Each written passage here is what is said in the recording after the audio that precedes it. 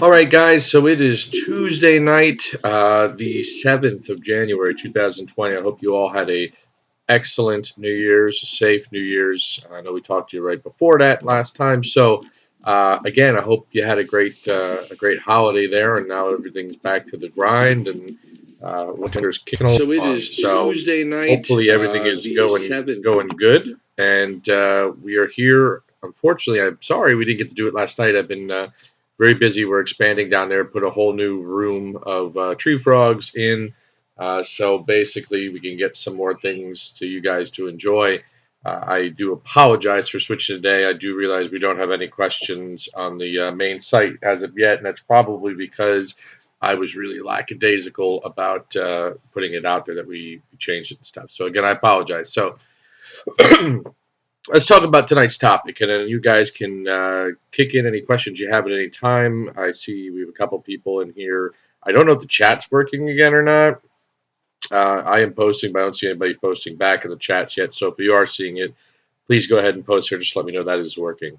So anyway, Sim, we're going to talk about mutants. Mutant Pac-Man is tonight's discussion, and I'll tell you what I know and from what I've done breedings here, and of course the history as back as from what I understand. So it all goes back to the blues. Samurai Blues. Samurai is a company of Pac-Man breeders to which they are overseas, the Asian market. They do export and import here to the United States. I don't know how much shows they actually do anymore. Maybe Tinley Park here and there, but they used to have a much larger presence here, and maybe they don't because of some of the information I'm going to give you. So everybody, asks for these blue Pac-Man. They want blue Pac-Man. How do we get them? And the prices are very expensive for blue Pac-Man. I have sold Samurai lines from anywhere from $75 to $300, depending on how much blue is actually in there. So the problem with the line is it's not a true line bred morph. Basically, these animals are given a supplementation to which they look really, really, really blue. And then, as that supplementation isn't given to them throughout their life, they're not blue anymore. So they turn into just a decent looking green Pac Man. I don't know exactly how true that is. I've heard this story from multiple sources now, but I can tell you that I have Samurais, the old school line, that really don't look like much, to be honest with you. So in that case, I'd have to agree that something goes from super blue when you buy it as a little $50 baby to all of a sudden it's not much more than a green, and I'm feeding it the American diet here, the regular crickets and pinkies and things of that nature, and it's not really, staying that color. It should be getting better in time, and they don't. So the reason I give you that information, the Samurai Blues, is because I find here that a lot of the Samurai Blues will produce some mutants or some weird things. There's just something about the line. It's where a lot of the mutant strain has originally come by. By the way, thank you, Jordan. I just see that you texted in the chat here, so I do know it is working in live. Please put any questions you guys have there too as well. And again, please subscribe to the channel. I put a lot of stuff on there about all kinds of frogs and Pac-Mans and things that are going on here. We really appreciate your support. So back to the mutants, the samurais.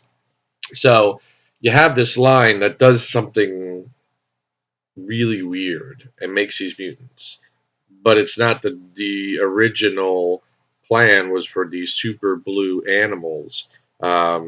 So the problem is they got something really cool, which now we're trying to figure out and understand. But everybody wants these blue animals that unfortunately you just can't have because they don't stay blue. Now I am working on a teal line here as well. That will hope that will get better. It's a true line bred animal, through the generations. Robert Sands, the Frog Father, developed the Emerald, which is an amazing morph. They go from a really nice blue to a lime green, but they're always spectacular. And every time we have them, they do. People just always ask about them. So I'm hoping in time It's going to take years and a lot of patience. We are going to have animals that are actually blue. I did show some pictures of that on our Facebook page and another video that I just put up with a whole bunch of pictures from 2019, basically the best of 2019. I suggest go and check it out, guys, because there are some pictures of our line teals there. Anybody have the copy? See, if you ever see me at a show, you know to bring black Wawa's coffee. That's what I'm always drinking. But that's what we do because we work really, really long hours. It's 8 o'clock here. Obviously, you guys are watching, and I've been working since 7 this morning. I love doing this, getting to take a break from everything and talk to you guys. So again, let's check and see if anybody has any questions on the main page or refresh us. And I'm going to get a little bit more into mutants, but I don't want to forget anybody that's going asking questions over there that hasn't logged into YouTube. Because if you're not a YouTube member and subscribed, then you cannot get in to see these cool live sessions. So that's why I jump back and forth because I don't want anybody to not be able to ask a question. Okay, so back to the mutants. There's no questions there. Again, that is my poor advertising on a really busy week. So now you got these mutants that are popping out, and some of the original mutants were, translucents. And here's the problem: with mutants is when they come out of the water, they're all green, pure green. They look like regular greens. So it really can throw the breeder for a loop, and sometimes you can accidentally sell one that's an actual all purple, but it came out green when it was younger. So you really got to be careful when you're mixing with these mutant genes because they all react a lot differently.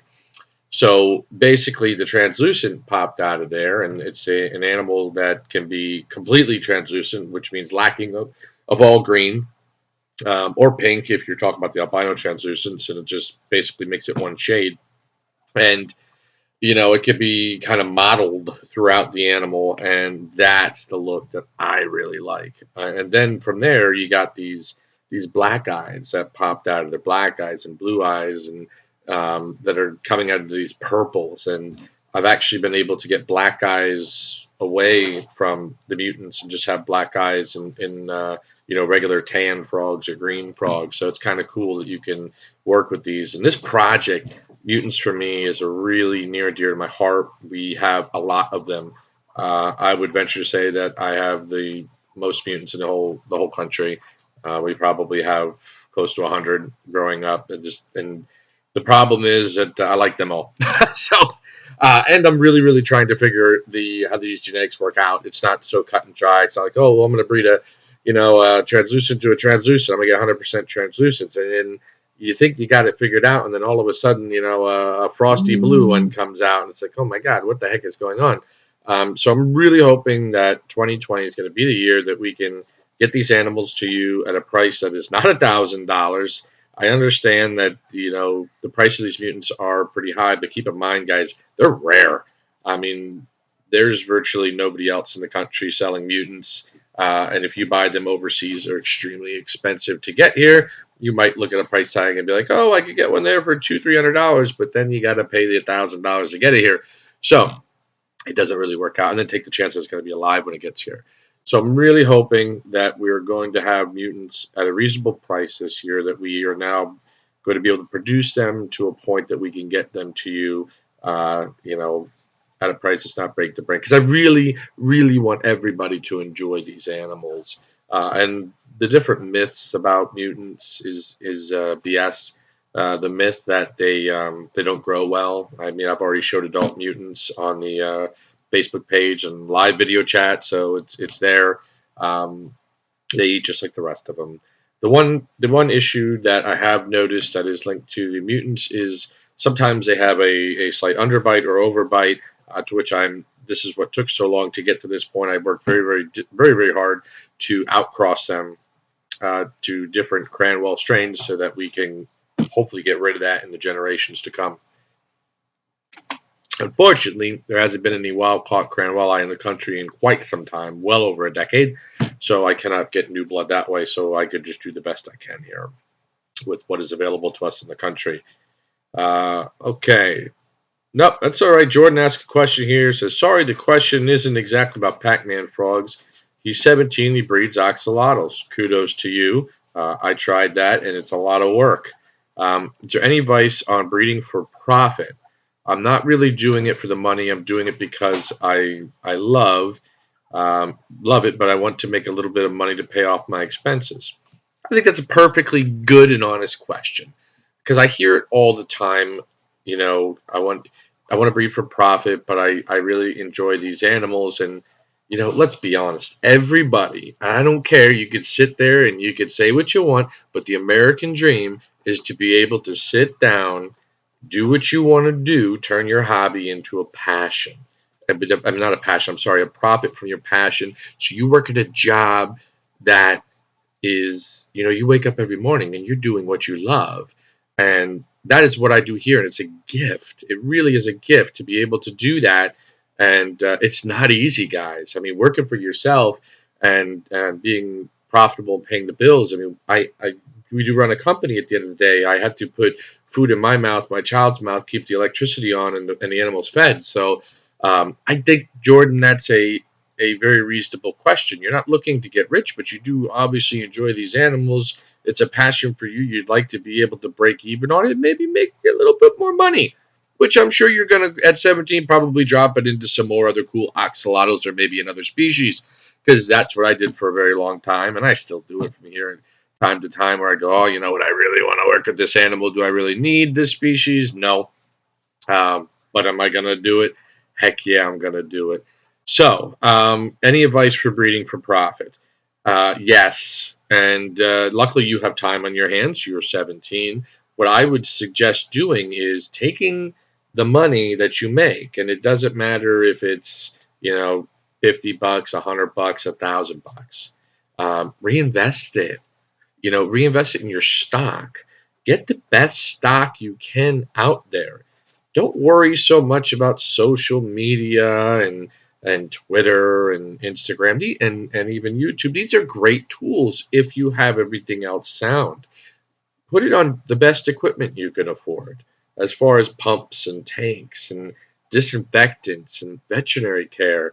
And then of course the stock. Buy the best stock you possibly can to breed. Maybe it's a new gene that you want to work with, a new morph in axolotls that might help your collection a little bit. That's what I would suggest as far as if you want to turn it into profitable. It took me over 10 years to get to a collection to where I'm at now, to which every week I'm reevaluating and going, okay, well, what else could we add in here? We have the bread and butter, the Pac-Man wholesale side, which I love doing, but I love to do red eyes and whites and Borneos and the reed frogs. We had yellow belly toads late this week, and that stuff just keeps the fire going, and I love it.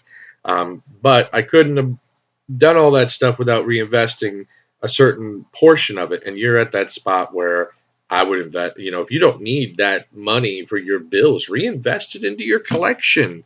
If you're serious about it, there's nothing wrong with that. Excellent question, Jordan. There's nothing wrong with being honest and saying, hey, I want to break even, but I want to make a little bit of money on the side too doing it. That's the American dream. Do what you like, and hopefully you can make some money out of it. All right. Well, I'm not seeing any more questions. I know I touched on the mutants here, and it's going to be a short one tonight, guys, because it's my fault. I take the blame for it. I just didn't push it out there, and I'm sure a lot of you guys who normally come in here are unaware that I actually switched tonight, and I will be a lot better from here on out.